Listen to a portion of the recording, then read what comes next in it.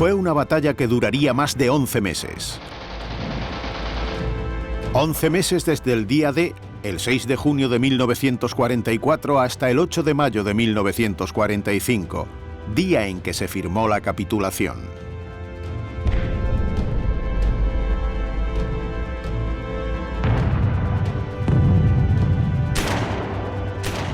Once meses de combate, durante los cuales los ejércitos aliados, junto con miles de miembros de la resistencia francesa, lucharon para liberar el país. Madeleine Riffaut tiene 90 años.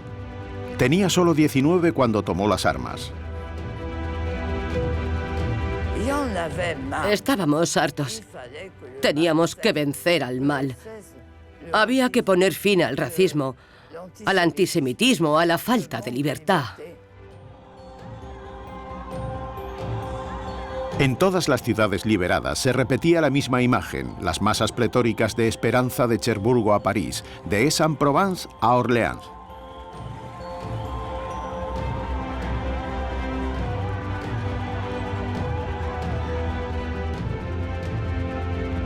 Jean Mouchel tiene 84 años. Tenía solo 14 cuando vio llegar a los liberadores. Estábamos eufóricos, llenos de esperanza y alegría. Teníamos un mundo por rehacer, un mundo por reconstruir. Recuerdo que había eslóganes como «Arremangaos y las cosas irán aún mejor».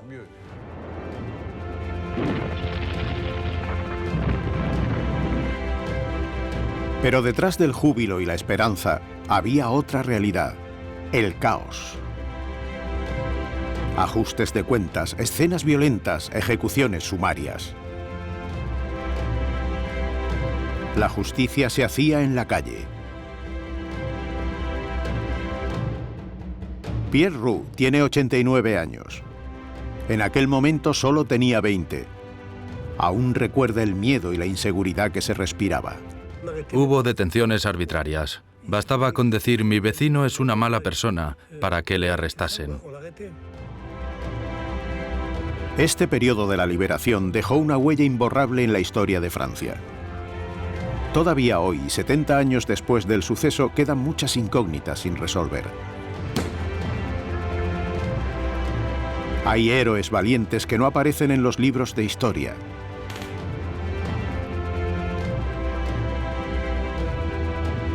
Estratagemas increíbles contra el enemigo. Acciones vergonzosas que fueron ocultadas. Sucesos controvertidos que desaparecieron de la memoria oficial. Es la cara escondida de la liberación francesa que vamos a explorar.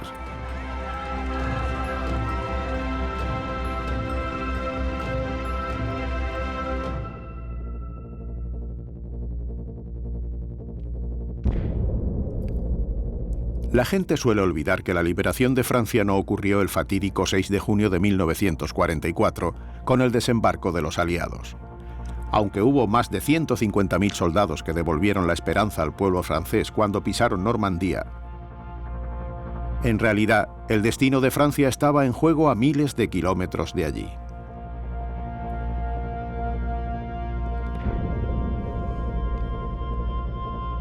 Esto es Argel, a orillas del Mediterráneo. Unos días antes, el general de Gaulle, líder de las fuerzas francesas libres, había formado un gobierno provisional. Intentó por todos los medios gobernar el país después de la liberación. Sin embargo, aunque mantuvo la compostura, estaba preocupado, pues sabía que los aliados intentarían frenarle. Ni los estadounidenses, ni los británicos, ni los soviéticos reconocían aquel gobierno. Como se habían aliado con el presidente Roosevelt, no lo consideraban legítimo. Al otro lado del Atlántico, en la Casa Blanca, el futuro de Francia ya se había decidido. El presidente estadounidense, Franklin Roosevelt, se oponía a que el general de Gaulle estuviese al mando del país, pues era inconcebible que un soldado sin ningún tipo de legitimidad democrática liderase el futuro gobierno. Por ello, la administración aliada ya había tomado las medidas necesarias para controlar el futuro de un país que para ellos pertenecía al bando perdedor y había colaborado con Alemania. En Normandía las tropas no solo estaban formadas por soldados, había cerca de 1.500 administradores que eran militares formados para supervisar la gestión de la Francia libre. Durante la liberación, Francia estaba en manos de los aliados, mientras el país se reconstruía. Un proceso que, según el general, era completamente criminal, puesto que no reconocía la soberanía de Francia ni el liderazgo del general de Gaulle. Pero eso no es todo. Washington tenía billetes franceses impresos en Estados Unidos, como estos billetes de 5, 10 y 100 francos. Un total de 40.000 millones. En Normandía, los soldados ya pagaban con estos francos impresos en Estados Unidos. El general de Gaulle lo calificó de intolerable. Era como si Francia fuese una colonia estadounidense. La historia de los billetes es bastante reveladora, ya que en ellos no aparecía de Gaulle, como era de esperar, ni tampoco aparecía ninguna mención al gobierno provisional. Ni siquiera aparecían las palabras República Francesa. Para el general de Gaulle, la única forma de frenar el proyecto estadounidense para que su gobierno liderase la Francia libre era la sublevación del país y la participación activa en su propia liberación. Francia tenía que ser liberada por los franceses, una Francia que ya no estaba en el bando de los perdedores, sino en el de los vencedores. Este fue el mensaje que el general transmitió en su discurso del 6 de junio. Le devoir simple et sacré est de combattre par tous les moyens dont il dispose. Il s'agit de détruire l'ennemi. Francia fue conquistada en 6 semanas en 1940. El país tenía que redimirse de esta derrota y demostrar que los franceses no estaban esperando a que los liberaran, como Cenicienta, sino que iban a participar activamente en su liberación. El discurso del general de Gaulle fue difundido por la resistencia. Durante los días posteriores, la insurrección comenzó en numerosas ciudades de Francia. Franceses de todas partes se sublevaron contra el enemigo nazi. No obstante, con los estadounidenses a miles de kilómetros, la liberación del país no sería una empresa fácil. Los alemanes habían detenido y ejecutado a muchos de los resistentes más veteranos.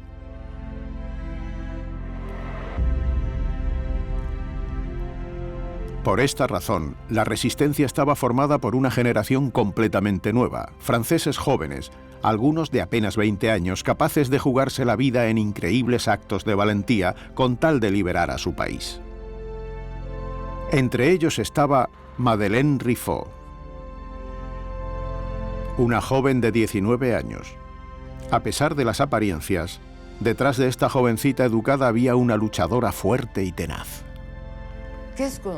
¿Qué oíamos en la radio? La voz temblorosa del viejo mariscal Pétain, diciendo: «Portaos bien con los invasores». Pero yo me negaba. Yo no firmé el armisticio. No fui yo quien firmó. Fuiste tú, imbécil. La historia de Madeleine Riffaut es la de una antiheroína, pues era una mujer completamente ordinaria, pero su enorme coraje le valió un lugar respetable en la historia.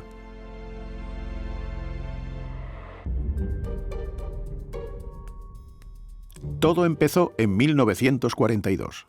Oriunda de un pueblo de la región de Picardía, Madeleine se mudó a París para estudiar medicina en la Sorbona.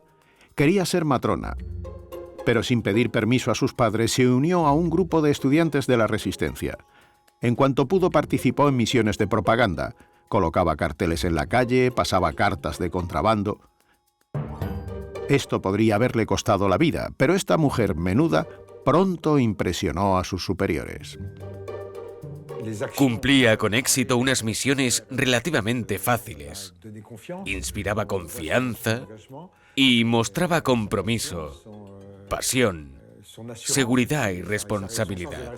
Tenía la cabeza en su sitio. Madeleine era una persona sensata. Pronto la ascendieron a líder del grupo. Tenía a 4 hombres a sus órdenes y su nombre en clave era Reiner. Recibió formación militar básica sobre manejo de armas. Tuvo que transportar material para las operaciones de sabotaje. En estas curiosas imágenes aparece rodeada de un grupo de soldados. Cuando las calles se transformaron en un campo de batalla, le fue encomendada una nueva misión. Venga, moveos. Viene un tren desde Menilmontant por el pequeño cinturón y está lleno de alemanes. Sí, venía un tren. 14 vagones cargados de rifles, 1 tonelada de munición y cientos de soldados. Era un convoy muy importante para los alemanes. El tren llegó a la estación de Lyon a través de lo que se conoce como el pequeño cinturón. Los resistentes temían que intentase llegar a la estación del Este porque justo al lado, en la Plaza de la República, había unos barracones militares enormes. Eran los barracones alemanes del príncipe Eugene. Si llegaban los refuerzos, se abriría un nuevo frente y les pillaría desprevenidos. Si el tren conseguía llegar hasta allí, podría acabar en un baño de sangre. Las tropas asesinas se aproximaban y temíamos que se produjese una masacre en el norte de París, ya que ya se estaban construyendo las barricadas. Madeleine solo contaba con 3 personas para detener el tren. El resto estaba luchando en las calles, así que ordenó que cogiesen todos los explosivos que quedaban. El pequeño grupo llegó al parque Bat-Chaumont, donde Madeleine tenía previsto interceptar el tren. Nos montamos en el coche con las armas y cuando llegamos al puente del parque de Bat-Chaumont ya se veía el tren. El convoy militar se había parado justo en el interior del túnel. Los soldados estaban inspeccionando las vías del tren para asegurarse de que todo estaba bien. Madeleine y sus hombres se ocultaban detrás de los árboles, pero eran solo 4 contra cientos de alemanes. El tren podía arrancar en cualquier momento y había que pararlo como fuese, por lo que Madeleine decidió utilizar todo lo que tenía a mano. Empezamos a sacar nuestra munición y lanzamos los explosivos a la locomotora. Lancé todo lo que tenía. Hubo una explosión enorme que ni siquiera entraba en nuestros planes. Lanzamos muchísimos explosivos. Los resistentes no paraban de lanzar granadas. Convencidos de que se enfrentaban a un pequeño ejército, los alemanes se asustaron y volvieron a entrar en el túnel. Entonces Madeleine decidió arriesgarse. Ella y sus 3 camaradas avanzaron por las vías del tren y lanzaron todas las bombas de humo que les quedaban para asfixiar al enemigo. Los soldados no tuvieron más remedio que rendirse. Unos minutos después, un fotógrafo captó el momento en el que un puñado de resistentes vencieron a los soldados alemanes. Se rindieron. Pusieron las manos arriba en silencio. Eran 80. Al detener el tren, la joven evitó que los alemanes contraatacasen y consiguió armamento para los resistentes, que sería de gran utilidad en los siguientes días. Esto ocurrió el 23 de agosto de 1944 y casualmente ese día cumplió 20 años. Madeleine Riffaut estaba tan involucrada en la batalla que se le había olvidado por completo. El 26 de agosto de 1944, en los Campos Elíseos, el pueblo francés estaba exultante. El general de Gaulle fue aclamado por una muchedumbre que no se veía allí desde hacía más de 4 años. Y en el ayuntamiento pronunció un discurso que pasaría a la historia. Paris outragé, Paris brisé, Paris martyrisé, mais Paris libéré. Pero sobre todo lanzó un mensaje crucial al mundo. Los franceses habían liberado la capital por sí mismos. Par lui-même, libéré par son peuple avec le concours. Les armées de la France avec l'appui et le concours de la France tout entière. El general sabía que estaba a punto de alcanzar su objetivo. De hecho, el gobierno provisional al que se oponían los estadounidenses por fin había sido reconocido oficialmente por los aliados.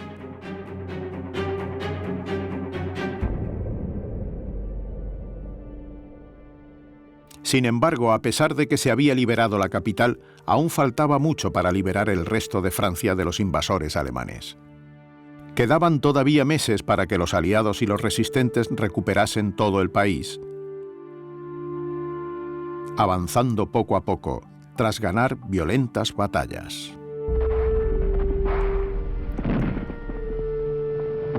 Y en todas las ciudades en las que los alemanes entregaban sus armas, esto era lo que salía en las noticias. Masas llenas de júbilo. La multitud ovacionando a los libertadores. La gente aliviada tras deshacerse de los invasores. Pero detrás de estas imágenes de la muchedumbre celebrando la recuperación de la libertad, la mayor parte del pueblo francés sufría una realidad mucho más triste. Pierre Roux tenía entonces 19 años. Recuerda ese día como si fuera ayer. Después de la liberación, en los días posteriores, hubo detenciones arbitrarias. Bastaba con decir que tu vecino había hecho esto o aquello para que le arrestasen. En Francia era el momento de ajustar cuentas. Rapaban al cero a mujeres en público porque las acusaban de acostarse con los alemanes. A otros les torturaban a plena luz del día, delante de las cámaras, por haber colaborado con el enemigo. Un gran sector de la población estaba furioso tras 4 años de ocupación. Por ejemplo, los resistentes habían sufrido torturas brutales, no solo a manos de los alemanes, sino también de la policía del gobierno de Vichy. La mayor parte del pueblo francés tenía sed de venganza.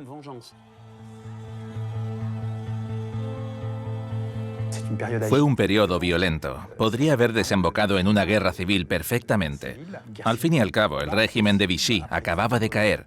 En teoría, de Gaulle tomaría el poder, pero había sectores de la resistencia que no se lo iban a poner fácil. La gente estaba muy preocupada. Ante esta situación al borde del caos, los franceses no tenían autoridades competentes en las que confiar.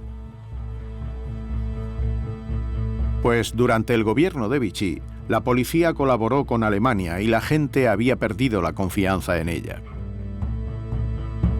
Las fuerzas de seguridad se habían extinguido prácticamente. Para mucha gente, la policía era sinónimo de colaboracionismo, pues habían visto cómo algunos agentes franceses protegían edificios alemanes y hacían redadas. Por lo tanto, no tenían ninguna credibilidad.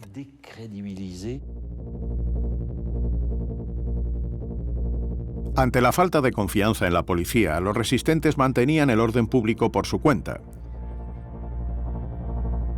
En París, a finales de agosto de 1944, se habían hecho con el control de las comisarías. Incluso habían pintado policía con letras grandes y blancas en sus coches. A partir de ese momento, las FFI, las Fuerzas Francesas del Interior, ya no eran resistentes, sino que se habían convertido en las fuerzas de seguridad que ejercían el poder. Es necesario recordar quién tenía el poder: la gente que controlaba la policía y la administración de la justicia. Por lo tanto, la creación de la policía de las FFI, independientemente del nombre, suponía que los que tenían los brazaletes y las armas, los que arrestaban a la gente en París, eran los que tenían el poder. El objetivo de las FFI era mantener el orden y sobre todo detener y condenar a los colaboracionistas. Se habían creado tribunales populares en todo el país, principalmente en Lyon, Grenoble, Montpellier, Toulouse y París. Los miembros de la resistencia tenían carta blanca para garantizar el orden público, hasta tal punto que algunos sobrepasaron los límites. No escuchaban a las víctimas. Era una situación de pseudojusticia. Había muchos que arrestaban, otros juzgaban, otros ejecutaban, actuaban al margen de la ley. Esta es la cara oculta de la liberación, un tema delicado que se ha mantenido alejado de los libros de historia durante años. Hubo un centro de detención famoso por su crueldad. El Instituto Dental en París. Un enorme edificio de ladrillo situado en el distrito 13 de la capital francesa. El 20 de agosto de 1944, algunos miembros de la resistencia ocuparon el instituto para crear sus tribunales. El anfiteatro se transformó en una sala de internamiento colectivo. Todos los detenidos en la región de París por colaborar con los invasores alemanes durante la guerra fueron condenados y encarcelados en el Instituto Dental. Residentes que habían delatado a sus vecinos judíos, miembros de la milicia que habían perseguido a los resistentes, agentes que habían colaborado con los nazis. El instituto estaba presidido por René Sentuc, una figura autoritaria que era más conocido como Capitán Bernard. No obstante, fue un capitán que apenas colaboró con la resistencia, ya que durante la invasión estuvo en esta cárcel cerca de la ciudad de Chartres y en un campo de internamiento cerca de Chateaubriand, porque este militante comunista había sido arrestado en 1940 y pasado 4 años entre rejas durante el régimen de Vichy. Consiguió escapar tan solo unos meses antes de la liberación y se unió a la resistencia comunista. Rápidamente le confiaron el liderazgo del Tribunal del Instituto Dental en París, junto con una docena de miembros de la resistencia, todos bajo sus órdenes. Todos le veían como un hombre muy frío, que a veces tenía ataques de ira y que era muy duro, despiadado y cruel. Como la prioridad era depurar, matar a los enemigos de la resistencia y del Partido Comunista, se encargó de cumplir con su misión. Los hombres de René Sentuc pronto arrestaron a docenas de colaboracionistas. El Instituto Dental se convertiría en uno de los principales lugares de depuración de la resistencia. En menos de un mes habían encarcelado a 200 personas. No seguían ninguna ley ni procedimiento.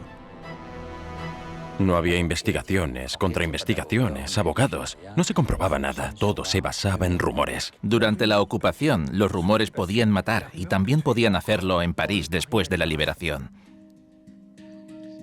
Rumores y denuncias. Gracias a ellos, los hombres de René Sentuc pudieron arrestar a más personas, pero esto también provocó que se detuviera a inocentes y que se cometieran crímenes irreparables. Por ejemplo, investigamos en los archivos de la comisaría de París, situada en la periferia. Era un almacén enorme con estanterías en las que había cientos de miles de documentos. Todos los delitos, graves y leves, que se habían cometido en París en los últimos 150 años estaban registrados allí. Encontramos un archivo azul, el número 77W924, fechado el 20 de marzo de 1946. Dicho archivo contenía información reveladora sobre el Instituto Dental. En él, un informe policial llevado a cabo durante la guerra analizaba las circunstancias de la muerte de una mujer, una tal señora Goa. Según el informe, Madeleine Goa, que no tenía ningún antecedente, fue hallada muerta el 29 de agosto de 1944. El informe policial señalaba que el cuerpo estaba lleno de balazos. Concluía con estas palabras: al parecer, fue arrestada y ejecutada por error por las FFI en el Instituto Dental. Pero, ¿cómo se puede ejecutar a una persona inocente? Creo que es el mejor ejemplo, aunque hubo otros cientos, pero uno de los mejores documentados y uno de los ejemplos más trágicos de dicha situación, que también formó parte de la liberación. Dicha historia dramática empezó el 25 de agosto de 1944. Ese día, las tropas de la segunda división blindada del general Leclerc entraron en París para liberar a la capital. Pero la gente seguía luchando en las calles, lejos de las masas que aclamaban a los aliados y a los soldados franceses en las principales avenidas de París. La tensión se mascaba en el ambiente, sobre todo en la orilla izquierda, al lado de la Avenida de Italia. Unos días atrás, los partidarios más conservadores de la Alemania nazi habían estado disparando desde los tejados. Mientras los tanques de la segunda división blindada avanzaban por la avenida, cientos de parisinos aún temían a los francotiradores. Entre ellos, una pareja, Max y Madeleine Goa, que observaba a las tropas desde su balcón con un telescopio. Sin embargo, el problema era que el telescopio parecía el cañón de un rifle desde lejos. De repente, alguien movido por el miedo dijo que ellos eran francotiradores. Un montón de gente subió corriendo las escaleras. Tiraron la puerta. Casi lincharon a los Goa y saquearon el apartamento, donde obviamente no hallaron ningún rastro de un rifle ni nada similar. Fue un malentendido. Pero nadie escuchó a Madeleine ni a su marido. Los arrastraron hasta la calle mientras la segunda división blindada seguía circulando en medio de la gente. En ese momento fue cuando se produjo la tragedia. A Max Goa, que lo estaba apaleando la multitud, lo arrojaron ante un tanque Sherman de la segunda división blindada. Max Goa murió en el acto.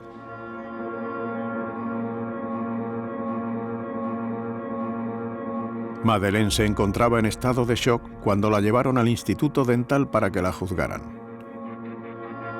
Cuando llegó, el tribunal estaba lleno.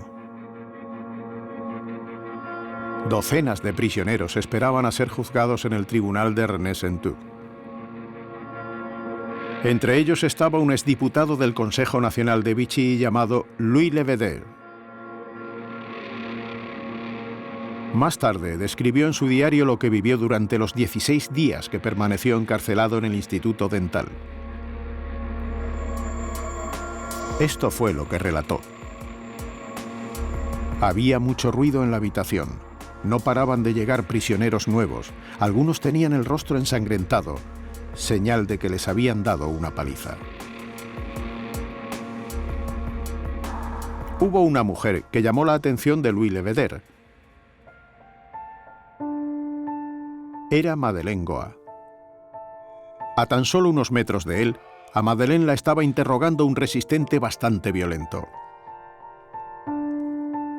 «¡Cállate la boca!», gritó de repente uno de los guardias con una porra. «¡Maldita zorra! Toma esto, esto y esto». Levedere observó cómo el guardia aporreaba con furia a Madeleine Goa.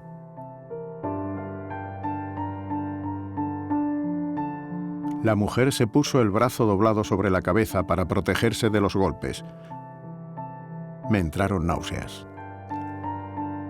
Madeleine soportó este brutal trato durante 4 días, en los que no paró de defender su inocencia, pero para los guardias era culpable. El veredicto llegó el 29 de agosto de 1944.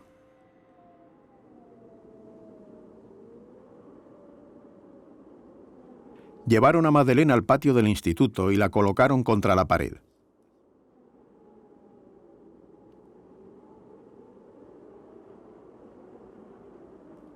Una vez más, Louis Levedere presenció la escena.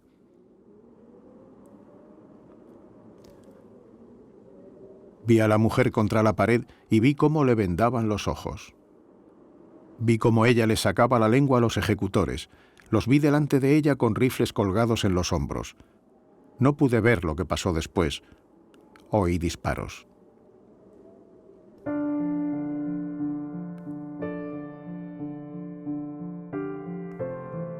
Madeleine Goa fue hallada muerta con heridas de bala por todo el cuerpo.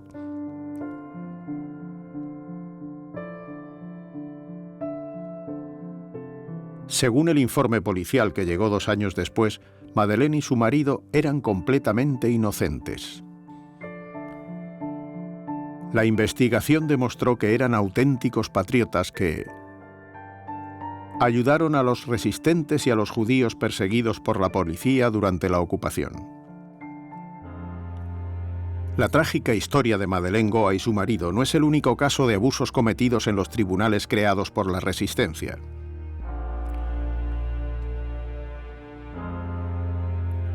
Durante la liberación, cientos de franceses de todo el país sufrieron por culpa de la depuración.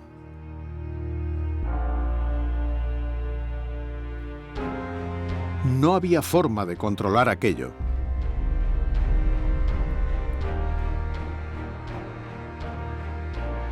Para el general de Gaulle, que había liderado el gobierno provisional en Francia durante varias semanas, la situación era insostenible. Hubo una auténtica lucha por el poder. ¿Quién ocuparía los ministerios? ¿Quiénes nombrarían a los administradores? Y dicha lucha incluyó este periodo, que a pesar de no ser glorioso, restableció la legitimidad de la República. El general de Gaulle pidió ayuda a la policía para restaurar el orden público. La mayoría de los policías habían colaborado con la Alemania nazi, pero ya los habían castigado por ello.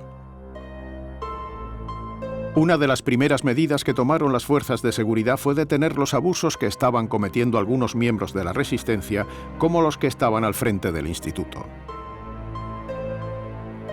El 3 de septiembre de 1944, uno de los jefes de la policía de París lo tuvo claro.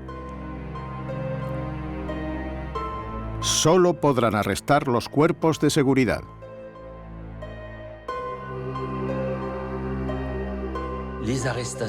A partir de entonces, solo la policía oficial podía arrestar. Si bien es cierto que estaba atravesando momentos complicados. Pero ya no habría más gente encarcelada, secuestrada, torturada o ejecutada. Por ello había que disolver todos los tribunales. Pero para eso aún quedaba mucho por hacer. Los grupos más conservadores no tenían ninguna intención de actuar conforme a la ley. Uno de esos casos era René Sentoug. Pero ¿por qué? Según los historiadores, era miembro del Partido Comunista y algunos de sus líderes no veían con buenos ojos la justicia restablecida por el general de Gaulle, puesto que consideraban que no pertenecía al pueblo. El Partido Comunista no se fiaba de Gaulle, puesto que representaba a la clase alta. Sostenían que los verdaderos culpables no serían castigados, mientras que con los tribunales ningún culpable saldría impune. Por esta razón, René Sentoug entregó a algunos prisioneros a la policía, pero se negó a entregarles a todos. A partir de entonces se convirtió en un delincuente.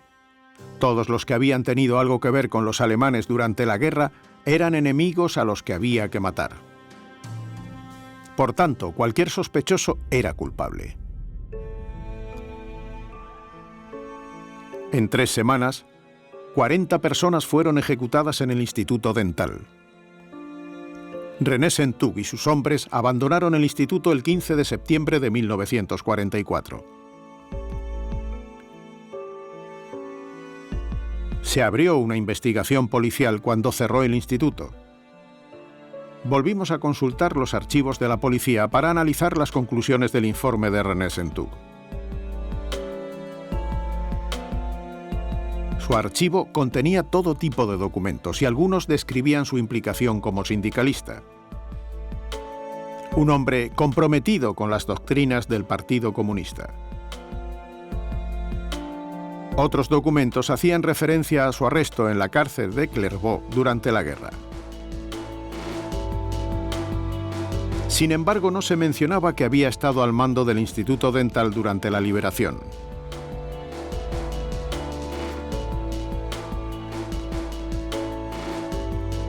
¿No les interesaba? ¿Le habían protegido?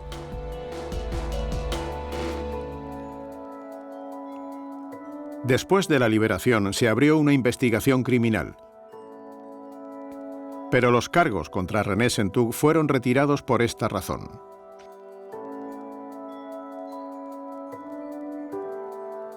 La Fiscalía no tiene pruebas de que los crímenes de los que se le acusa a René Sentug no estén relacionados con la resistencia y la liberación del territorio nacional. Por ello se retiran los cargos. Tribunal Supremo de París, 7 de julio de 1955. René Sentug nunca fue procesado. Y en la década de los 50 lo nombraron concejal de Malakoff, un barrio a las afueras de París.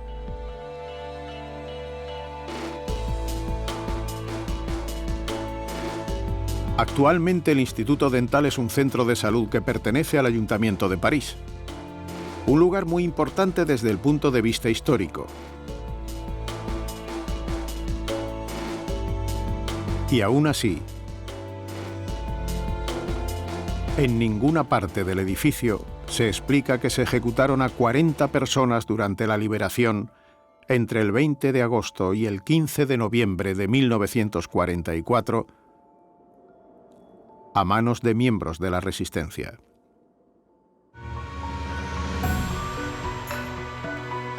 Esto se debe, en parte, a que los franceses habían recuperado su libertad y tenían la mirada puesta en el futuro. La liberación marcó el final de 4 años de ocupación y todos estaban esperanzados. Por fin volvían a tener una vida normal. Pero lo que los franceses no sabían era que en los próximos meses su día a día sería aún más difícil que durante la ocupación. Su vida correría peligro. Iban a pasar hambre, mucha hambre. La esperanza del pueblo francés, sobre todo de los que vivían en las ciudades, era comer. Y esperaban que la salida de los alemanes trajese abundancia y que de repente pasasen de una etapa de penuria a una de abundancia. Sin embargo, el final del túnel aún estaba lejos. Se repitieron algunas situaciones que los franceses ya habían sufrido durante la ocupación. Las colas interminables en los comercios, que pensaban que habían desaparecido, se volvieron aún peores. Ginette Berger se acuerda muy bien. Durante la liberación tenía 18 años y vivía en Montreuil, cerca de París. Era la mayor de 4 hermanos, la responsable de conseguir comida para todos. Esperar en la cola suponía el 75% de nuestras vidas. No podíamos pensar en otra cosa. Iba muy lenta. Dabas 2 pasos y te tocaba esperar de nuevo. A veces hacías la cola con la esperanza de conseguir algo y cuando llegabas al final ya no quedaba nada. El país entero se moría de hambre. Paulette Carrou, de Cherbourg, tiene ahora 95 años. Durante la liberación tenía 25. Madre de una niña de 2 años, se despertaba todos los días a las 5 de la mañana para ser la primera en la cola y asegurarse de conseguir alguna cosa para su familia. Pero no se repartía comida todos los días. Dependía de las provisiones de las tiendas. Cuando sabíamos que había algo bueno, íbamos a hacer la cola temprano. No bastaba con despertarse temprano, ya que a veces se agotaba la comida. Y se volvieron a colgar los carteles que estaban en los escaparates durante la ocupación. No hay carne. Incluso no hay patatas. O no hay huevos, ni conejos, ni carne de ave. En algunos incluso ponía no se molesten en esperar. La gente creía que la guerra había acabado, pero desde el punto de vista de las restricciones, no era así. A veces no teníamos ni para una patata.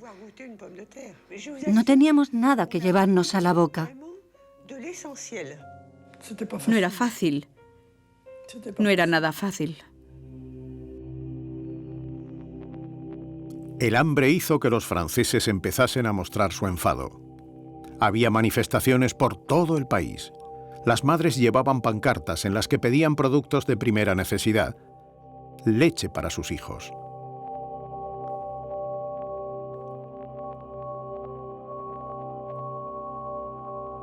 En las grandes ciudades, los habitantes empezaron a organizarse para conseguir alimentos. Por ejemplo, en París, los jardines de los grandes edificios públicos se transformaban en huertos gigantes. Como este en Los Inválidos, enfrente del Gran Palacio de París. Incluso en la residencia oficial del líder del gobierno en Matignon. Había que evitar más muertes. La gente plantaba como podía verduras que saciaban el hambre. Nabos, alcachofas de Jerusalén, patatas. Y para conseguir los productos del día a día, los franceses se volvieron muy ingeniosos. Por ejemplo, para imitar el café, seguían la misma receta que durante la ocupación. Tostaban la cebada. La molían en un molinillo, añadían agua hirviendo y listo. Pero a la parisina Ginette le hubiese gustado olvidar el sabor de este café falso que tanto detestaba durante la guerra. Estaba malísimo. Se tostaba la cebada para hacer un zumo marrón. Lo único bueno que tenía era que nos ayudaba a entrar en calor ya que lo tomábamos caliente. El ingenio no bastaba. Para poder alimentarse bien, cada vez era más gente la que recurría a sistemas alternativos, sobre todo al mercado negro, como hacían durante la ocupación. Desde la venta clandestina de productos a otras opciones más organizadas.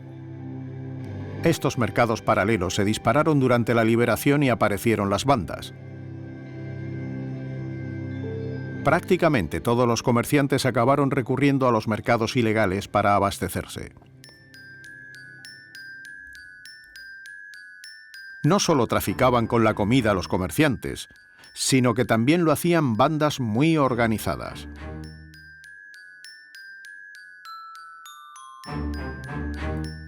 Los mercados negros los abastecían personas que no levantaban sospechas. Los soldados estadounidenses, los Jays. Mientras que los franceses se morían de hambre, los soldados tenían toda la comida que querían, incluso les sobraba. Cada soldado del ejército estadounidense podía ingerir entre 4 y 5.000 calorías al día, una cantidad enorme comparada con las 900 calorías de los parisinos. Algunos soldados sin escrúpulos aprovecharon esta oportunidad para enriquecerse en el mercado negro francés. Todavía hoy no se conoce muy bien esta zona gris de la liberación, pero está saliendo a la luz gracias al trabajo de dos jóvenes historiadores, Arthur Memant y Noémie Fossé. En 1945, entre todos los casos que se desmantelaron, identifiqué 450. Y eso es mucho. Estamos hablando de mercancías que valen millones de dólares. En 1945, la prensa estadounidense se hizo eco de esta alarmante situación. Apareció en la portada de The Young, una revista para los soldados estadounidenses en mayo del 45, con el titular «Todo lo que debes saber sobre los soldados mafiosos de París».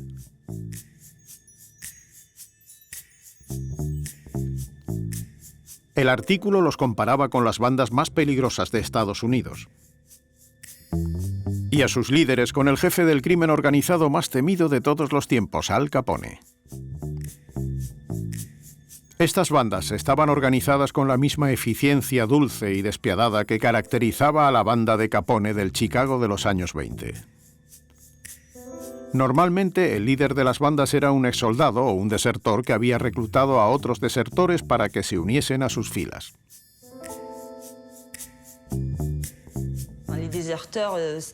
No era difícil encontrar desertores. Estaban en los hoteles. y bares. Les pedían que se uniesen a la banda, pero antes tenían que pasar una prueba. La primera que tenían que pasar para convertirse en miembros era robar un camión cargado de mercancía. Así es como conseguían formar parte de la banda. Y una vez que se unían a la banda, nada les frenaba. No les importaba si tenían que atacar a sus antiguos compañeros. Sin embargo, hubo un lugar en el que se produjeron ataques muy violentos.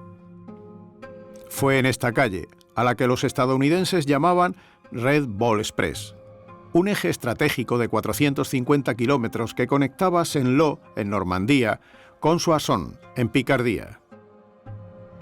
Cada día había una larga fila de camiones que transportaban suministros para las tropas. Se transportaban más de 12.000 toneladas diarias. Un blanco perfecto para los mafiosos. Entre las regiones de Calvados, Eure-et-Loir y París, justo en el medio, estaba el Valle de los Piratas, donde robaban las mercancías. Así es como atacaban los convoyes. Un escenario que parece sacado del salvaje oeste. Como eran soldados, utilizaban sus propias armas. Se ponían en medio de la carretera y paraban a los camiones. Trabajaban en grupos de 3 o 4. Atacaban varias veces por semana y lo hacían en lugares diferentes para que no los arrestaran. Estos ataques armados se cometían en oleadas sucesivas. Eran delincuentes errantes. Se robaron cientos de toneladas de mercancías del ejército estadounidense y todo se vendió en el mercado negro. No hablaban francés y no tenían contactos allí. Ahí es donde entraban en juego los traficantes locales. Para un soldado, era mucho más fácil vender los suministros a un intermediario, que después se encargaría de revenderlos a la población civil. Uno de estos traficantes franceses apareció en un artículo de la revista Life, una de las revistas estadounidenses más leídas de la época. Este es el traficante Jean Oudard, conocido como Monsieur Jean. Según el artículo, formaba parte de una de las bandas de los soldados que trabajaban en París, la banda Voltaire. Un hombre con un amplio historial delictivo. Al parecer había estado en la cárcel tras ser acusado de un asesinato. Si estas bandas de soldados trabajaban con este tipo de personas, eso quería decir que pertenecían al mundo del crimen organizado. No era la primera vez que este tipo de personas hacían algo así. Era necesario tener cierta organización y conocimientos previos para que funcionase. El trabajo de estos mediadores consistía en vender los productos a los mayoristas en el mercado negro. Tenían que venderlo cuanto antes, porque estos camiones llenos de cajas, escondidos en almacenes, llamarían la atención de las autoridades. Así que bajaban los precios. Eran 2 o 3 veces más baratos que los productos del mercado negro francés. Por ejemplo, un kilo de azúcar costaba 200 francos en el mercado negro francés, mientras que el azúcar robado al ejército estadounidense no costaba más de 70 francos. Era una táctica comercial muy buena. Como robaban los productos, les salían gratis. Solo obtenían beneficios cuando vendían lo que habían robado. Los exsoldados y los intermediarios ganaron una gran cantidad de dinero gracias a este mercado clandestino. La prensa estadounidense reveló cifras estratosféricas. En 3 meses, una de las principales bandas había ganado casi 1 millón de francos. Estas historias ensuciaron la imagen de todo el ejército estadounidense. Si algunos soldados estadounidenses empezaban a comportarse como mafiosos, esto perjudicaría la imagen del ejército, que aún tenía que ganar una guerra y necesitaba el apoyo de su gente. El general Eisenhower, comandante supremo de las tropas de los aliados, se ocupó del problema. El 24 de enero de 1945 lanzó una advertencia a las tropas. En ella había una lista de los principales problemas relacionados con el comportamiento de los soldados en Francia. alcoholismo excesivo, delitos sexuales, pero también participación masiva en el mercado negro. El mensaje era claro. Era necesario aplicar controles disciplinarios más estrictos y tomar medidas severas. La respuesta fue rápida. La policía militar estadounidense aplicó mano dura. En Francia se produjeron oleadas de arrestos. Se hizo una buena limpia. 177 soldados fueron condenados a 50 años de prisión. Se tomaron medidas severas, pero el impacto fue limitado. Los mercados clandestinos continuaron mucho después de que Francia fuese liberada, y la población tuvo que esperar 4 años hasta que se acabó el sistema de racionamiento.